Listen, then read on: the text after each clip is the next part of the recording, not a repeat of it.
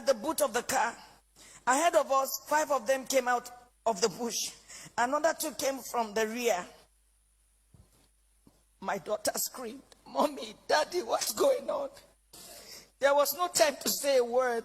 They marched us through into the bush, firing into the sky. They hit me on my chest, hit my daughter on her head. Blood oozed. At this time, it was better to kill me. I shouted at one of the armed men. His response was hell. He went straight for my private part, tore my dress with his gun. The others ripped my dresses. I was left with my undies. My husband and my daughter started crying. 2 of them dug their teeth into my breasts. While attending a secondary school in Adamawa, I had lived with some Funali, so I understood a few Funali words. I started bleeding, at least for my daughter. To my shock, at gunpoint, they removed the dress of my little girl. One of them carried her on his head as my baby struggled, shouting, "Daddy, Mommy, what's going on? Help me!" I could not help myself. We marched for 9 hours. I was half naked. My daughter was totally naked. Her tears was like a stream of blood on her cheeks. Our phones had been seized. We ended up in an ungoverned region in the thick of the forest. We met a well-organized group. There were some kidnapped victims. I saw 2 women, 2 ladies and 3 men. There were some people with their legs chained to trees. They were as if half dead. We were separated. I was separated from my husband. My daughter was taken away. I only heard her screaming intermittently. I did not know what they were doing to her. These men, now about 2 dozen, had a full kitchen. They had a huge camp and a traditional medical team. How can they say they don't know where these people are? How can they say that? But the camps appeared isolated from each other. We heard noises afar, indicating it might be nuclear settlements of camps. Right in my presence, I saw them pack the remains of a woman. They took her and buried her a few meters away from us. She had tribal marks. I cannot describe the agony of 6 days in captivity in this little piece. I cannot talk about how they asked my husband to choose between myself being raped or his daughter being raped. My husband broke down in uncontrollable tears. One of them hit him saying, "Yoruba bastard, you dey cry, idiot." They now gave him an option that he should be raped by one homosexual among them. My husband, a devout Muslim. My husband is a devout Muslim. He told them that homosexual and rape of any kind was against Islam.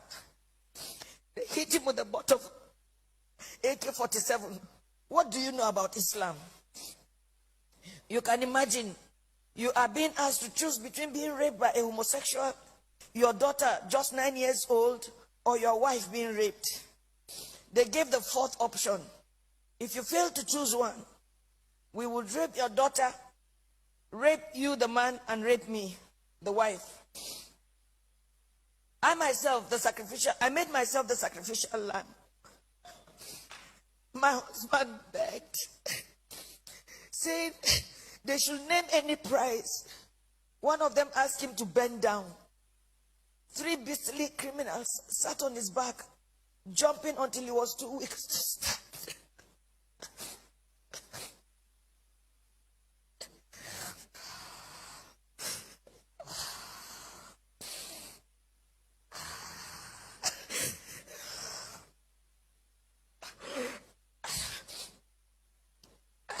I was not allowed to put on any additional clothes. Imagine they rape you all night and they stop you from putting on any clothes for 24 hours. The rain fell once.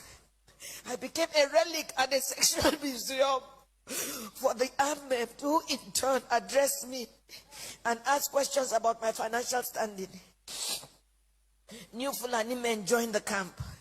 They organized military training for the new Fulani men that came, teaching them how to shoot and walk through circles of glowing fire. They were not released until after 6 days. We were not released until after 6 days. We had to walk the same zigzag journey back to the main road, our eyes blindfolded. During the negotiation to pay, they said the money was not for them alone, that they had to settle those who sent them. For me, I see a thriving organized crime supported by powerful political interests. Now, I do not think we were released to freedom after paying a whopping 8 million naira. I do not think we can ever be free. We can never be free from the anguish, the psychological trauma, the nightmares we suffered, the occasional fits of my daughter, her waking up at night behaving strangely, her asking the same question over and over, "Mommy, Mommy, why? Why?" And I do not have an answer. In my life, I have never passed through a torture chamber like this. I do not think any society should let this happen. I do not know the fate of those we met, and about 7 other people brought during the 6 days we were in captivity. What I saw was a nation that has collapsed, but pretends she lives. A people on life support. Crime is not restricted to Fulani people alone. We have Yoruba criminals, but I don't think Yoruba criminals are this beastly.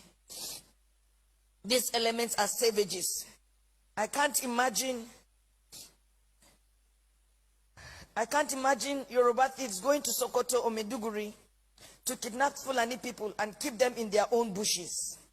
It gives me mental torture that this is happening, and some people are even trying to justify or look for excuses. Well, as a devout Muslim,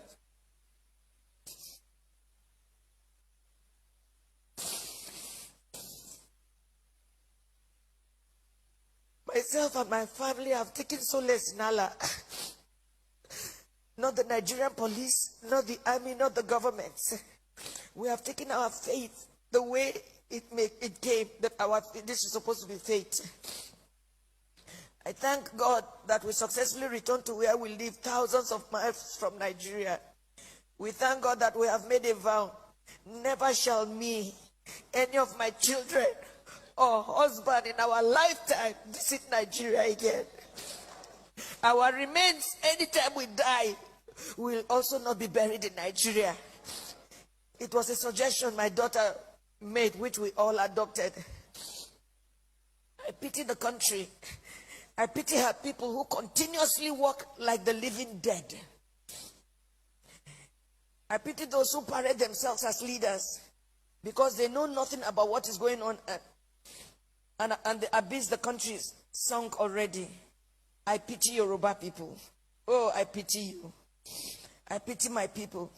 For me, the issue is not about President Buhari. Democracy can produce anything, even the worst in the society. What I worry about is the conspiracy of silence by the people themselves, the ignorance, the treachery, and the illusion that one day things will get better through another election. Since I was born in Nigeria, each year had led from bad to worse and on and on. I do not have a solution to what is going on, but I think very soon hell will let loose upon the earth as long as there is no law and order and anarchy and the rule of brutes in the order of the day. Once again, there can never be anything more comforting than my husband, who saw what I went through, but was able to encourage me, and even encourage me to write this little piece after months of agony and sociological imbalance. Good night, Nigerians.